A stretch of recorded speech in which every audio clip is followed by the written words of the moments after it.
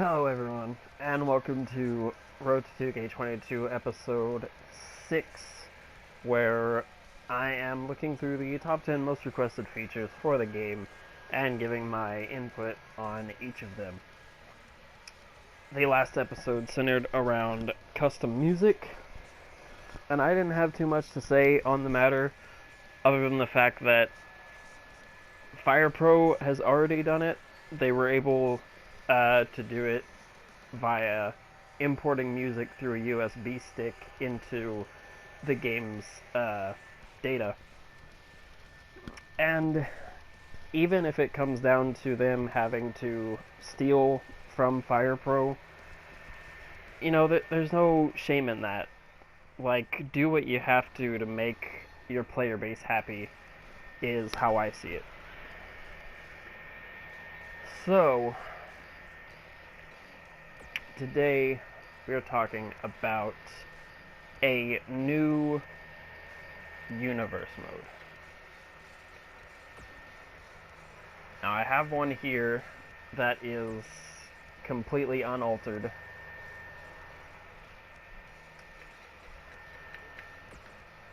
As you can see.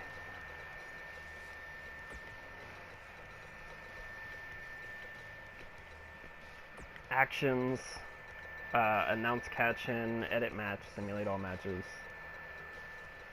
So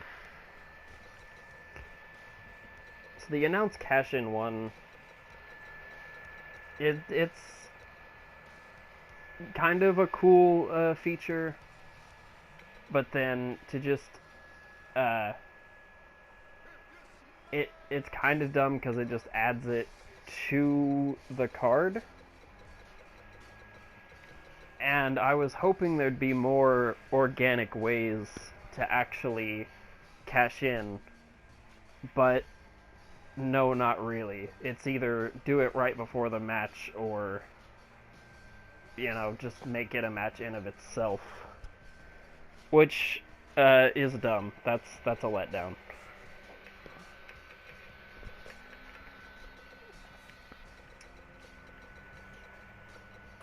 Championships. This is all well and good. You can look at statistics. Only problem being, used to, you could look at statistics for any belt. They didn't have to be assigned. And as far as I'm aware, you can't do that anymore.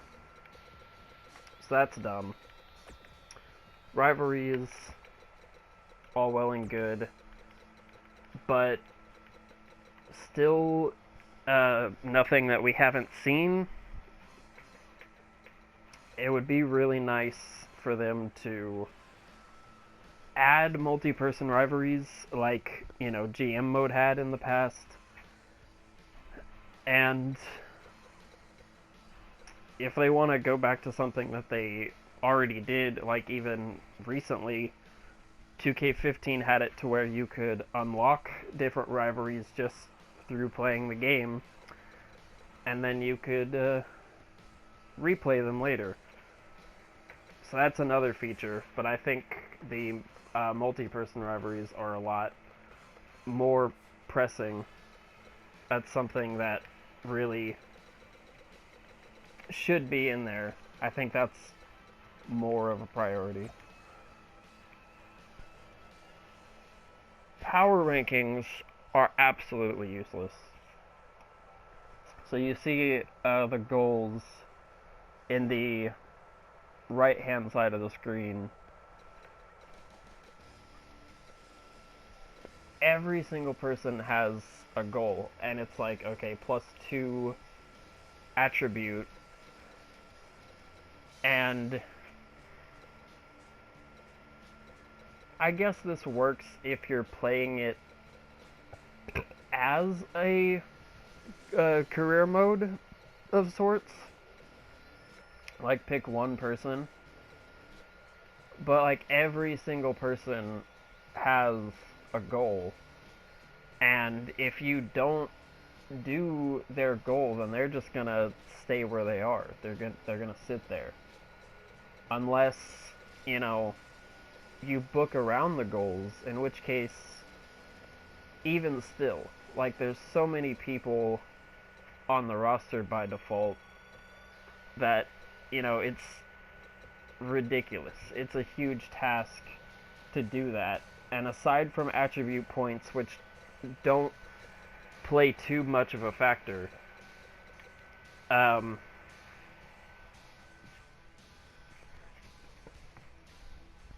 it's just useless. And it reminds me of, the moral system from GM, and it meant so much more in that context, because then you could actually, like, lose a superstar because of that, if you didn't, like, push them toward what they wanted. But in a universe mode, as it stands now, doesn't matter. So unless they make universe mode more like a GM mode, like I've heard of people, like, mixing the two to make a new mode, you could do that. But as it stands, if you don't make this more important, I say get rid of it.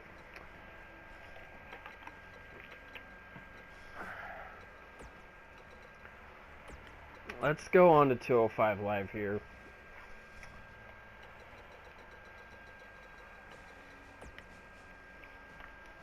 Only 3 matches. Let's start the show, because I want to show something off real quick. So if you'll know just from playing the game that if you play it, then, there's a star system, and if you do a variety of different moves, then you can, up your ranking. But, like, it's only a one-player thing, which is super bizarre. Like, it doesn't even factor in couch multiplayer. But that's, let's ignore that, because that's not how star ratings actually work. So get rid of that. Replace it with another system. Even if it comes down to, like, having to randomize it how the GM modes did, or if it has to do with overall.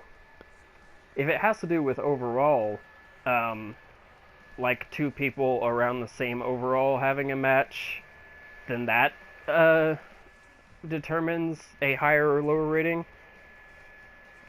Then that would maybe make the goal system how it is now, slightly more relevant.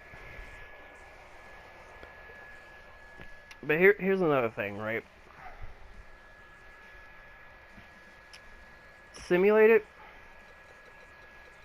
and now, whereas before it would just randomly simulate, and, that could be a bit of fun.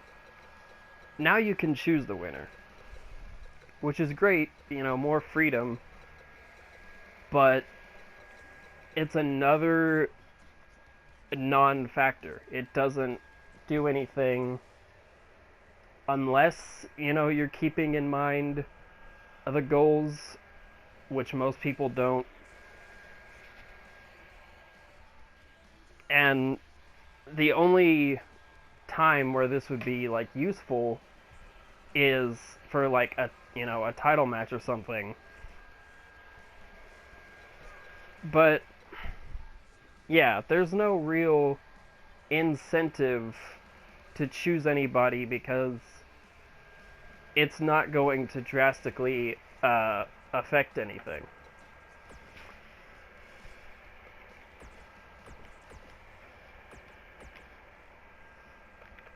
Okay, so that's out of the way.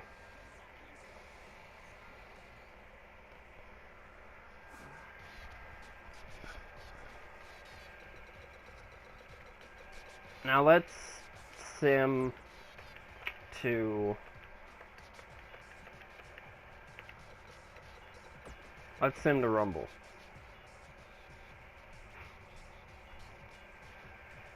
A huge problem is that there's two main things that prevent people from, recreating anything. Again, might be a minority, but there are people that like to recreate specific years, or maybe just like play through a specific era, and they can't do that for one pressing reason. And this isn't just a universe thing, but this is like the biggest thing to tie it into, like with context, because this takes forever. Because for the Rumble, you can't put it in any other arena. Never mind the fact that there've been Rumble stages that are selectable. There's other Rumble logos in the game. But the fact that you can't play the Rumble in those arenas makes it completely useless. And, newsflash, other companies have used the Rumble. It's not exclusive to WWE. The only thing that's like remotely exclusive in that regard is, Royal Rumble, the name itself. But if that's really what it is, like if it's a petty reason like that, then give us more. Like, give us a Rumble arena from each era, like, say, 90s, 2000s, 2010s, and make them compatible for the Rumble match. And like WWE 13 did this all the way back when, and they can't do it now, because several games since have had other Rumble arenas in the game, but not able to play the Rumble in them. It's dumb.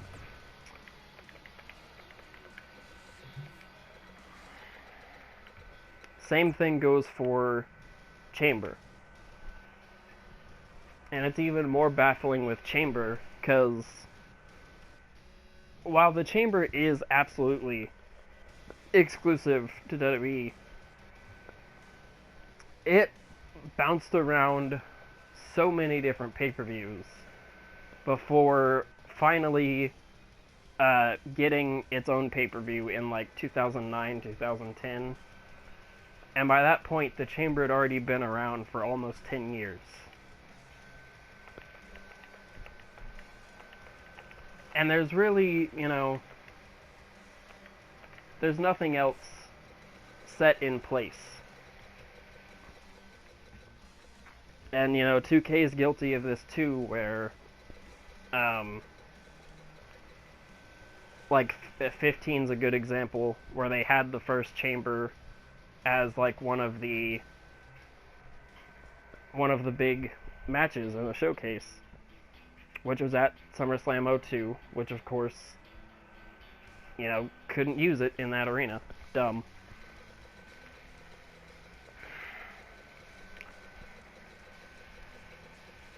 And it sucks that we would have to, like, fill in the blanks with a bunch of other custom arenas. But there's people that already do that, I'm sure. But at the very least,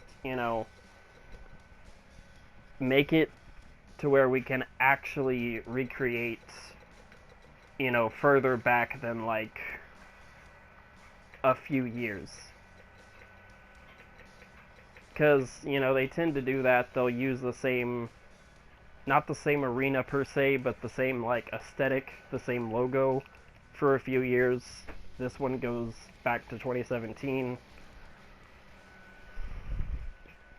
But, like, I don't want to recreate, 2016, 2017.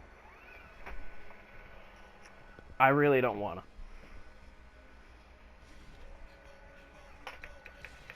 Another nice thing that could be pretty useful.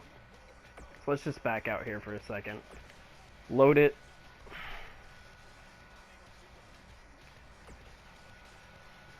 This would be interesting. So I would add, for play, copy, and delete, I would add a couple different options here. One of which would be upload/download. You could say that'd just be, it'd be part of community creations. But that's my point, is it would be really cool, like, if you put in a bunch of effort to recreate a specific scenario. It would almost be, like, akin to how story mode was back in the day, which we'll get to. It'd be fun to just download a universe mode save every now and then and go through and see what happens. And then it would save you having to put in the work. Which is similar to how, like, TEW does it and Journey of Wrestling does it. People in the community create scenarios that can be downloaded. And another one, and that would come with all of the characters, arenas. It would be a massive download. But preferably, I think it would come with all those things, unless it was just, like, exclusive to that mode. But even then, like, you're still downloading everything, so might as well make it available for use outside of it. Similar to how images work, if you download anything that has a custom image on it, you'll get that image. So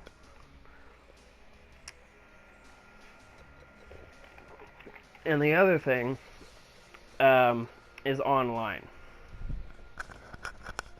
Now, this could be as simple as, like, if you did implement the star ratings and they showed up and you had a leaderboard of sorts where it's like, well, here's the statistics for other people's universe modes. Maybe you could even tie that into the previous universe mode save, where if someone else played the same save as you could see how they did.